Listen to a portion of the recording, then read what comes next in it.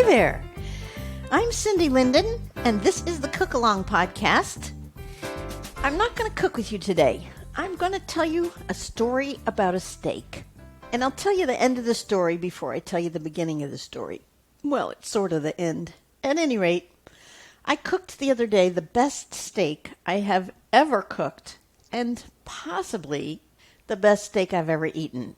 Maybe at some point I had something better, but it certainly isn't coming to mind. And I just wanted to share with you what I did.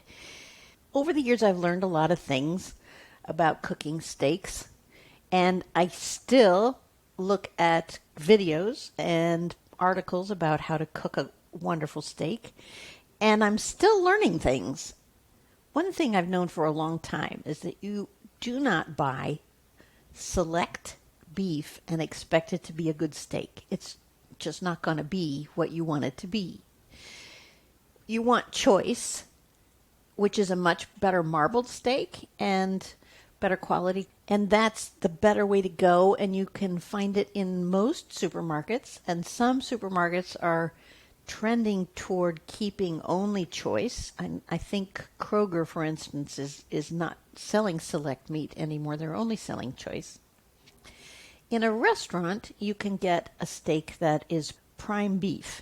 And it used to be that was the only place you could get prime beef was in a restaurant. So that's why their steaks were always better than what you cook at home.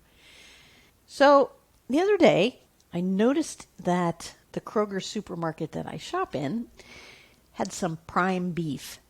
They had, maybe 3 different cuts. I think they had a filet mignon, a tenderloin, in other words, and they had a ribeye, and they had a strip steak, and they were all prime. They're not very big, but I thought, well, I am taking that home. And yes, it was expensive compared to other grades of meat, but I knew I was doing the right thing in bringing it home because now I would get a restaurant quality steak in my house. And so I just grabbed it. They were all the same size, and they were 10-ounce steaks. And I just grabbed one and brought it home.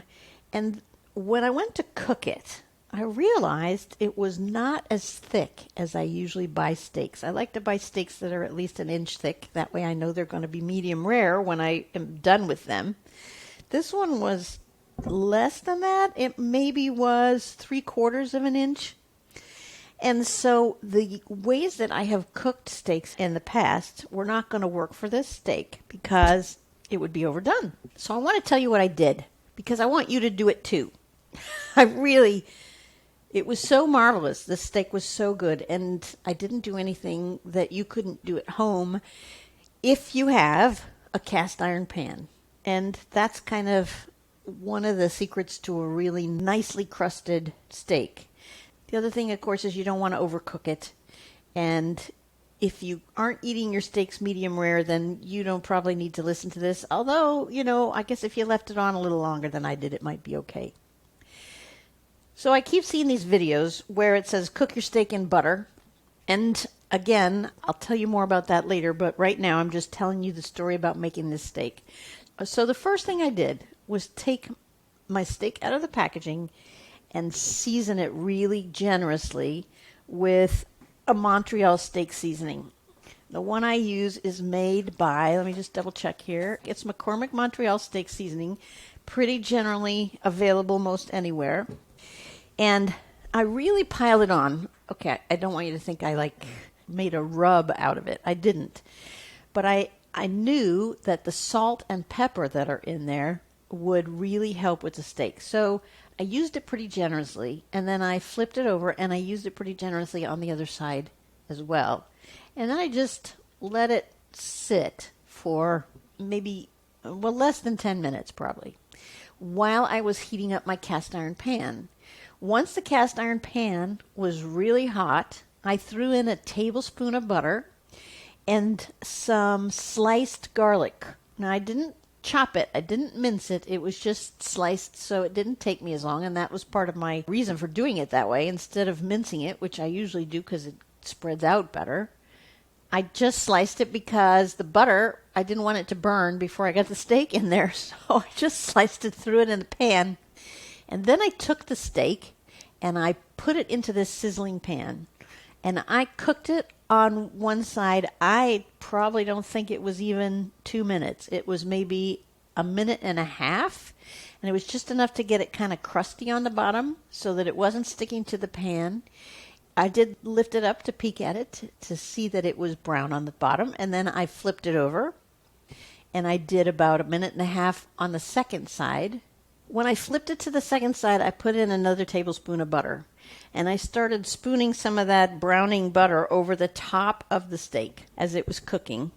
So this is the side that's already cooked, right? It's facing up, and I'm spooning some melted butter over the top of it. And then I turned the burner down a little bit, and I threw a lid on the pot, and I cooked it maybe another minute and a half.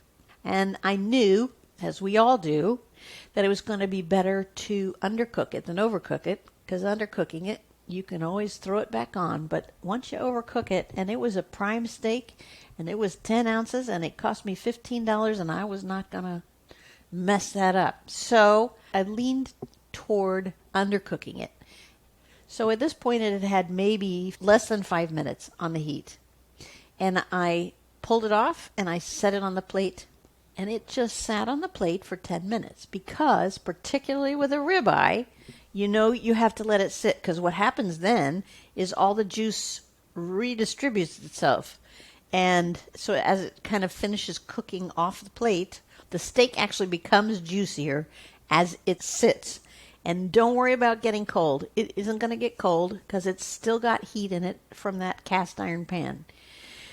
So then it sits there for 10 minutes, and then I took the butter that was still in the pan, because the pan was still hot enough to keep it melted, and I poured the butter and the sliced garlic over the top of the steak.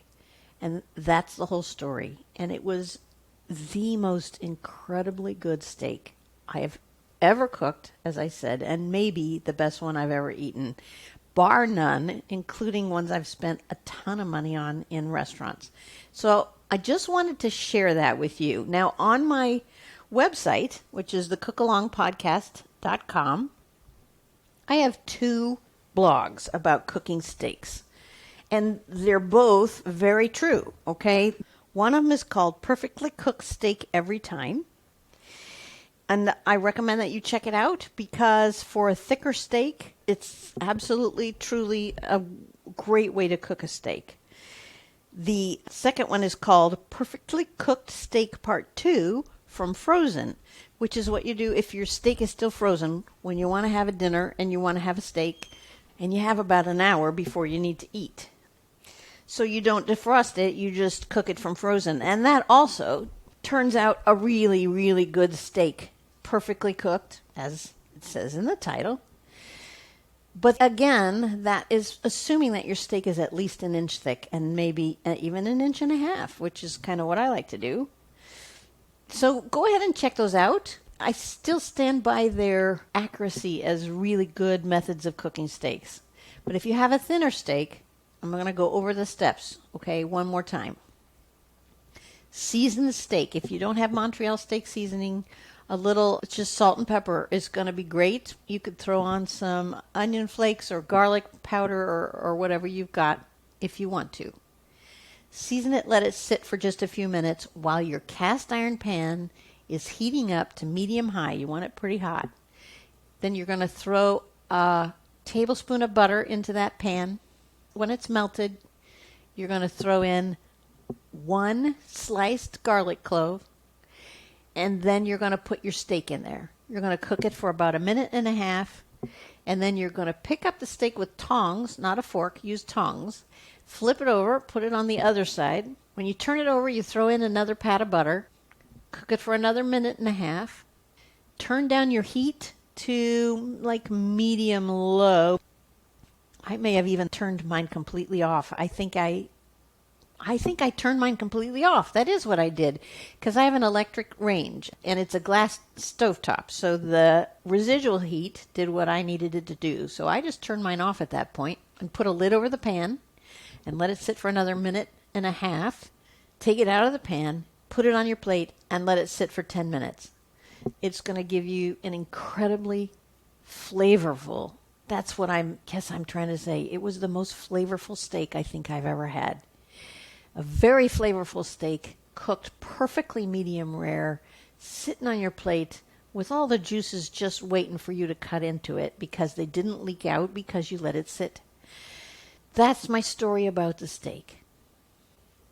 Key components: prime beef, if you can find it, butter, garlic, cast iron pan, and thyme. That's it.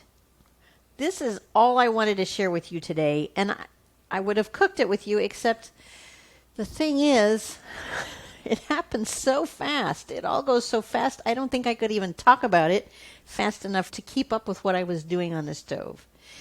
And then, when it's done, you don't want to stand around taking pictures. You want to eat it. You're going to eat it. You're going to eat it now. I'm sorry I didn't take pictures of it because, oh my goodness, it was beautiful. But it wasn't as beautiful as it was tasty. If you have any questions, please contact me via my Facebook page. Just go to facebook.com and type in the Cookalong Podcast and you'll find me.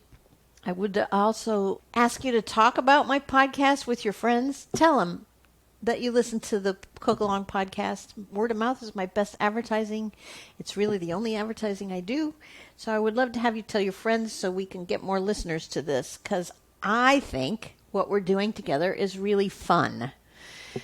As always, I invite you to contribute to the making of this podcast by visiting my Patreon page. Just go to patreon.com and type in the Cookalong Podcast, and you can get recipes. In fact, I'll go ahead and outline this on a piece of paper as well, or not a piece of paper, but you know what I mean, in a printable version so that you can print it out if you want to on the Patreon site. And you type in the Cookalong Podcast there, and you'll find me. Good luck with your steak. Let me know if you have any other tips. Keep watching cooking videos because that's how I learned about the butter. And some people put fresh herbs in there as well with the butter. A little fresh rosemary or a little fresh thyme when you put that second pat of butter in would be fabulous. And then that gets spooned over the top of the steak as well. Check out my website for accompaniments to this steak. There are all kinds of yummy side dishes to go with it, and even more yummy desserts to come after it. And until next time, happy cooking!